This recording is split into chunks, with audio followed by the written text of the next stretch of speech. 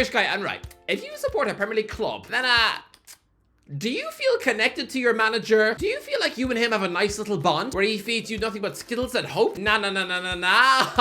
In this video, I'm going to rank every current Premier League manager based on which one is going to leave their job next, right up until which lucky duck is going to be there the longest. So trust me, if you do not like spoilers, then maybe stick the head of a teddy bear in your ear, because right now I'm going to tell you the exact month when your manager is going to go. Right, let's go. First, Paul Heckingbottom, October 2023. I think it's obvious that right now, Paul Heckingbottom must feel like Red Riding Hood's granny as she waits to get eaten by the wolf. I mean, come on. Heckingbottom, the name alone. He sounds like he belongs in a Shakespearean play, or I don't know, collecting Warhammer toys in his bedroom. He definitely does not sound like an elite Premier League coach. This is a middle-aged former Darlington defender who's failed as a manager at Leeds and Hibernian. The man is more disposable than a wedding ring in Vegas. And lads, the Blades already have 1 point for the first 4 games. They've been booed out of the League Cup by Lincoln City, and look at their hideous fixtures coming up. Tottenham, Newcastle, West Ham, Fulham, Manchester United, and Arsenal before November. That is a big fat 0 points. Not even James Bond himself would survive that horrible run. And so I promise you, after a 6-0 battering at the Emirates, Heckingbottom is going to be spending this Halloween ringing up weird clubs in Cyprus and begging for a job, while the Blades replace him with something strange and out of the blue, like Ralph Hasenhüttl. Second, Rob Edwards, November 2023. I'm sorry, I really wanted Rob Edwards to be that guy. The hero, the savior, the plucky underdog, wonderkid manager to keep Luton in the league. Considering he was sacked after a handful of games as Watford manager a year ago, then I would imagine him keeping their tiny little rivals in the Premier League would have been the perfect revenge against that Godfather-esque family. But it's not gonna happen. Yes, this is a stylish young 40-year-old hip manager who's probably a mummy's favorite, but I actually think the Luton board are gonna panic and be unnecessarily harsh. After Luton play Burnley at home on the 3rd of October, they then have an ugly, horrendous run of matches against Tottenham, Nottingham Forest, Aston Villa, Liverpool, and Manchester United. If they lose all 5 games, and I think they will, then Edwards will be tossed to the dogs and replaced with, again, something absolutely bonkers out of left field. I'm gonna say it. I reckon it'll be something that nobody can predict, like Sven-Göran Eriksson. I mean, what? He agreed to work for Notts County 3 years after leaving the England job, where he was probably paid in nothing but cheese and turkey dinosaurs. I mean, considering this man's last ever game in the Premier League was 15 years ago and an 8-1 defeat at Middlesbrough, I would love to see this utter madman back in the league. But just so he doesn't get distracted, for your own sake, just please hire a receptionist who looks like Judi Dench. But yeah, sorry, Rob Edwards. I would love you to keep Luton up, but you've got about as much chance of survival as the family dog in any horror film. Third, Gary O'Neill, December 2023. I know that Gary O'Neill was the last manager through the door, and here I am predicting that he's going to be the 3rd one out. We are witnessing the complete 180 arc of Gary O'Neill's reputation, having been sacked by Bournemouth with his stock stupidly sky high, despite having the tactical knowledge of a burnt egg sandwich. I think that a horrible, dreadful 4 months as Wolves manager will immediately toss him into the same untouchable ditch as Scott Parker. I mean, remember how when he left Bournemouth, he still had a pretty decent reputation after 2 promotions? He was being lined up to take the Nice job in France, and then he goes to Club Brugge instead. Only last 12 games, and now I don't even think Asda would employ him to wipe milk off the floor. I believe O'Neill, after 3 defeats in 4, will continue that ugly trend at Molineux. They'll be bottom of the league by Christmas, and instead of the board understanding that their transfer window was more confusing than the Inception script, I think the board will just do the easy thing and yeah, sack the guy who used to make Jurgen Klopp his tea. Fourth, Steve Cooper, January 2024. Look, Nottingham Forest keep proving me wrong, because club owner Evangelos Marinakis, who is also chairman at Olympiacos, he has itchy fingers in Greece. He gets rid of managers if they accidentally sneeze near his tea. But in England, he showed remarkable restraint, and I have no idea why. Someone is clearly in his ear protecting Steve Cooper's job. Maybe Marinakis' wife fancies the boss? No, that can't be it. Cooper looks like somebody who died in a fridge. But after the money spent, I just think there is now incredible pressure on this former England underage coach. I mean, this is the big boy league now, Steve. You're not staring at 16-year-olds in the shower anymore. Oh, sorry, I'm getting mixed up with my PE coach. Lads, Cooper has been allowed to spend nearly £300 million since promotion. That is more than Real Madrid. If they are languishing in the bottom 6 after Christmas, I think Marinakis, in between mouthfuls of shepherd's pie, is going to finally sack Cooper. I mean, last season the club were linked to both Rafa Benitez and Jorge Sampaoli, who have since picked up jobs at Celta Vigo and Flamengo, so instead of a luxurious Latin beautiful football name, it'll just be a Stevie G, who, let's be honest, has enough money. And after 9 months at Al Ettifaq, I'm pretty sure he's going to be sick of his wife repeatedly nagging him because a camel got sick of their shoes. 5th, Roy Hodgson, February 2024. This is what happens when you stick a football club on pause. Roy Hodgson had the chance to walk away into the sunset at the age of 2021 to just go off and, I don't know, play chess with old blokes in a field and be spoon-fed mashed up bananas for tea. Christ above, he looks like a Halloween decoration. But now, just like Indiana Jones, he's come back to ruin his reputation with the fans. When he's too old to do anything, I'm gonna say this: he's going to get sacked. At 77 years of age, this man is going to be served the indignity of waddling into Steve Parish's office and being served his first P45 in club football after Liverpool binned him off 13 years ago. I think Palace will have a fierce mid-season wobble. The likes of Michael Olise and Ebreki Eze are going to be caught flirting with major European clubs in January, and Brazil wonderkid Mateus Franca is probably going to be on the phone to his agent begging for a mid-season move to Spain after growing disillusioned with listening to team talks from some guy who began his career in 1963. And so with the fans on his back, an insecure and panicky Parish will just try to make a statement to show his players that yes, Palace are serious. And so after a 6-1 loss to Brighton on the 3rd of February, we'll sack Roy and bring in a fresh, hungry to work again Graham Potter. I mean, obviously, the Lyon owner, John Textor, has a 40% stake in Palace, and he just offered Potter the Lyon job in France. So obviously this is going to happen. 6th, Marco Silva, April 2024. Surprised? I know you will be. Everyone is in love with Marco Silva right now. And listen, the job he's done at Fulham is absolutely spectacular, but I think his relationship with the board is eroding. They've sold the star man Alexander Mitrovic just weeks after Silva himself turned down the Saudi Pro League. I think that decision is going to nag at him in the back of his brain. Even his own jealous wife is probably forcing him to sleep on the couch after he literally rejected £40 million for just 2 years' work. And lads, we have seen Silva's head get easily turned. I mean, even within 5 minutes of accepting the Watford gig. And now he's just by the riches of Everton. I reckon he's going to take his eye off the ball at Craven Cottage. I mean, come on, his last 3 Premier League games, he has seen his team concede 10. I reckon Fulham will have a pretty ordinary subpar season. And yeah, by April, he will be sacked, but it will be a mutual sacking. Exactly like when Watford got rid of him. He also wanted to leave. I reckon after Christmas, he's going to be ringing up Saudi princes, begging for that same job offer again. The Fulham hierarchy will get wind of that, and yeah, sack him to save face, before replacing him by chucking money at Ipswich Town for Kieran McKenna. You know, the bloke used to fetch cookies for Ole Gunnar Solskjaer. 7th, Thomas Frank, May 2024. Okay, this isn't a sacking. I think the Brentford owner would sooner let a bear bite off his leg than willingly dump Thomas Frank, who has been an absolute legend at the club. They should arguably chuck a statue of him outside the ground, despite looking a bit like Gollum before he found the ring. To think this man used to be assistant to Dean Smith, someone who really does have the footballing intelligence of worm vomit, it's absolutely baffling. But listen, I reckon after another top-up finish with Brentford, I think he quits them this summer. I mean, that's 6 years is a ridiculously long time to stay in one job as manager, and I reckon he's going to be getting offered an exciting monster job elsewhere. Let's say Bayer Leverkusen, assuming that Xabi Alonso replaces Carlo Ancelotti at Real Madrid, who he himself will be off to manage Brazil. Lads, it's such a fast merry-go-round. I feel like getting sick of my mum's face. 8th, Unai Emery, June 2024. Yep.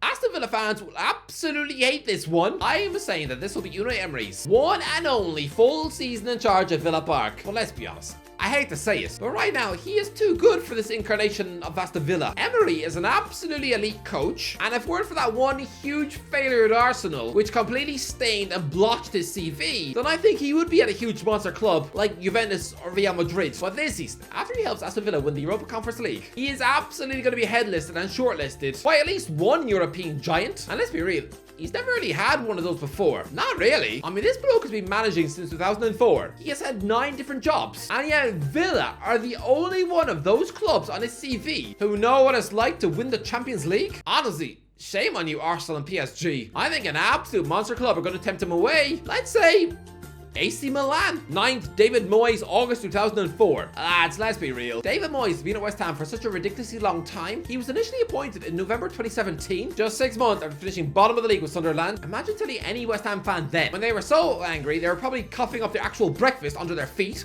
Imagine telling them that Moyes would still be the coach of West Ham nearly 7 years later. Not only that, but that he'd have won a European trophy. I mean, considering the Conference League thing didn't even exist back then, those supporters would have been very, very confused. But I reckon he will leave the job in early August. West Ham would have had a pretty horrible transfer window. He will be unhappy. He'll get spanked 5-0 on the opening day of the season. The fans will revolt against the board, and Moyes will be the sacrificial lamb, tossed away into the wilderness in favor of a huge monster ambitious name to appease the fans. Someone like Max Allegri. 10th, Sean Dyche, October 2024. Look, I know that a lot of people will think that I've given Sean Dyche a lot of credit here, because I know that some people will willingly think that he's next out the door. But listen, I know it's been a wobbly start at Everton. Trust me, I know. My hair still stinks of milk, but I really do think that Dyche is going to stabilize the ship and have a pretty comfortable season as Everton boss. It's just that next season, oh, then yeah, the Toffees will probably start poorly, have a few horrible results. The fans will be absolutely sick to their teeth of relegation battle after relegation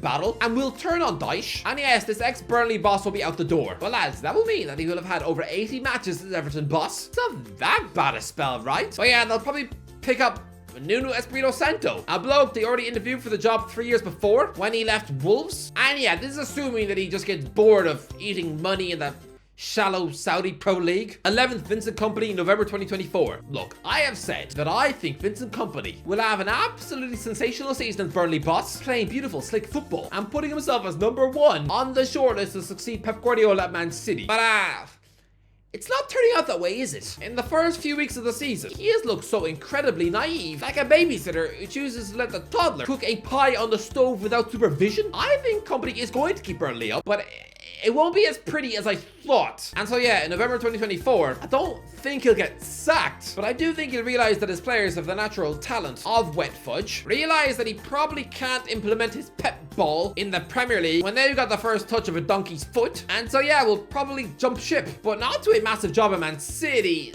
Nah, it'll be something strange and abroad like Shakhtar Donetsk. 12th, Erik Ten Hag, December 2024. Manchester United love to sack their manager before Christmas. Just ask Ole Gunnar Solskjaer and Jose Mourinho. If you're a Man United manager and you start to hear Michael Bublé on the radio, you should start to panic. They say that Man United are patient with managers, but are they really? David Moyes was given 8 months. Louis van Gaal had just 2 years. Jose Mourinho had 2.5 years. Ole Gunnar Solskjaer had a few weeks under 3. And similarly, Ten Hag, I think he gets 2.5 years in the job. I've said that I think Man United will finish second this season, right? Great. So did Mourinho in 2018. Yeah. He was sacked before the year was out. Solskjaer finished second in 2021, was sacked before the year was out. Under this regime, the managers who managed to finish second in the Premier League in May are sacked before Christmas. And Ten Hag, it'll be a similar fate. A carbon copy of the Mourinho-Solskjaer meltdowns. And yeah, binned in December. And replaced with Julian Nagelsmann? 13th, Roberto De Zerbi, June 2025. Look, Brighton fans will be angry that I've only tipped Roberto De Zerbi to have less than 3 years in charge, but let's be real. He is a flighty coach. The Italian boss has had 7 different jobs inside the last 10 years. He left Palermo after just 13 matches. Sassuolo are the only club where he's managed over 100 games. He hops around like an epileptic frog, so I think I'm being pretty generous to tip him to last 33 months in the Brighton hot seat.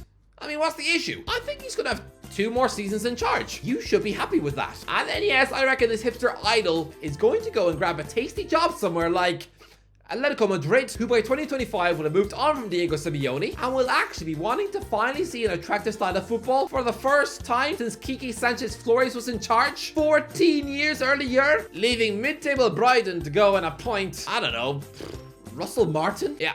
The Brighton fans probably feel queasy right now. 14th, Mikel Arteta, June 2025. Arsenal fans surely can't be annoyed with this. Lads, how many people thought that when Mikel Arteta was given the Arsenal job in 2019, that he would have the post for 6 years? Lads, when he was losing 1-0 home to Burnley, as Arsenal sat halfway down the league, who would have predicted that he would have another half a decade in the job? I think Arteta has 2 full seasons at Arsenal left before, yes, he moves on to take the Barcelona job. I think after the monumental job he's done at Arsenal, then yeah, he will be the one to replace Xavi when results go pear-shaped in 2025. Leaving the Gunners to a point. Oh, who's going to be the flavor of the month coach in 2025? And Cesc Fabregas? 15th, Pep Guardiola, June 2025. Pretty simple. Pep Guardiola's contract at Manchester City is up in June 2025. The guy would have been in charge at the end for 9 long years. That is ridiculous. Don't forget, he quit Barcelona, his boyhood dream club, after 4 years of being the manager because he was tired. So for this sultry Catalan to spend nearly an entire decade living in rainy Manchester, surely he will have had enough at the end of next season. He'll go off on another sabbatical, this time for 2, maybe 3 years, and then take Arteta's Barcelona job when he's done with it? It'll be a dream Barcelona homecoming for him when he's nearly 60 years of age. As Arteta gets sacked, pathetically having to make room for the master, whilst he goes off to sulk and get offered the Southampton job. 16th, Jurgen Klopp, June 2026. I reckon Jurgen Klopp will have one whole season as Liverpool boss where he gets the chance to try and win the Premier League without Pep Guardiola in it. His contract is up in June 2026. I reckon he sees out this deal, taking his reign to nearly 11 years as Liverpool boss, but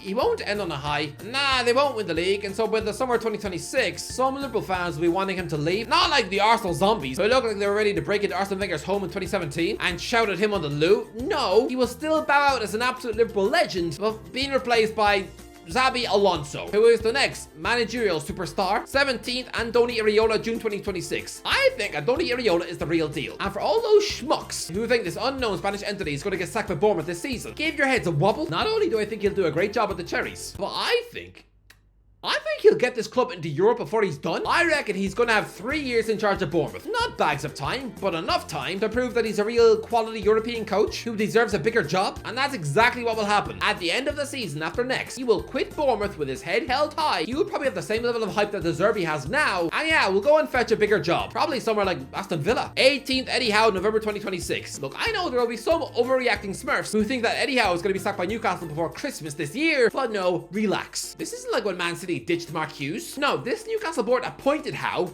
and he's taken them from a relegation battle into the Champions League. And that Howe stayed at Bournemouth in his second spell for 8 years. The man loves commitment, and I think he's got 3 years left in the job. Yes, by 2026, the objective will be, can Newcastle win the league? And yeah, trying to cope with absolute megastars in his squad will probably overwhelm him. They'll go on a long, dodgy run of form, and yeah, they'll finally upgrade him for Jose Mourinho. 19th, Mauricio Pochettino, December 2026. Why do people think that Mauricio Pochettino is already on thin ice at Stamford Bridge? I think we all realize he's a quality coach, and I think people have Todd Bowley sort of wrong. They seem to think he's an absolute sack magnet who doesn't give managers time. But I remember people thought the same thing about Mike Ashley in Newcastle when he sacked Sam Allardyce after just 6 months, and then binned off Chris Hughton just months after winning the championship title. People thought this was a chairman who just sacked. But no, he then kept Alan Pardew in a job for 4 years. Ashley had 11 more years in charge of Newcastle. And really, he only had one more sacking left in him. Steve McLaren in 2016. That was it. The rest just quit. And similarly, yeah, I think Pochettino will be a success. He'll have a quality 4.5 years in charge. He'll sign a contract extension, and yeah, maybe then he'll get moved on around Christmas time or someone like Didier Deschamps. But all in all, absolute Chelsea success. 20th, Ange Postecoglou, June 2030. I know, this is mental. I'm predicting that Ange Postecoglou will have 8 more years in charge of Tottenham, but why not? I think Daniel Levy regrets bidding off Mauricio Pochettino, and so now that he's finally got his hands on the Aussie version, a plump, unshaved Wolverine who plays beautiful football and actually has the fans on side, I don't think Levy is ever going to want to get rid. I reckon Postecoglou takes charge of Spurs until he's 65 years old, just letting Spurs be Spurs. And I know, it's mental. People think that Postecoglou is an up-and-coming coach, but no, lad, I think when he's done at Tottenham, he will be 5 years off 70. How did he get so old so quick? Anyway, that's it. What do you think? Let me know in the comments. When do you think your manager is going to go? Let me know if you enjoyed the video. Don't forget to get like, as always. I'll talk to you in a while.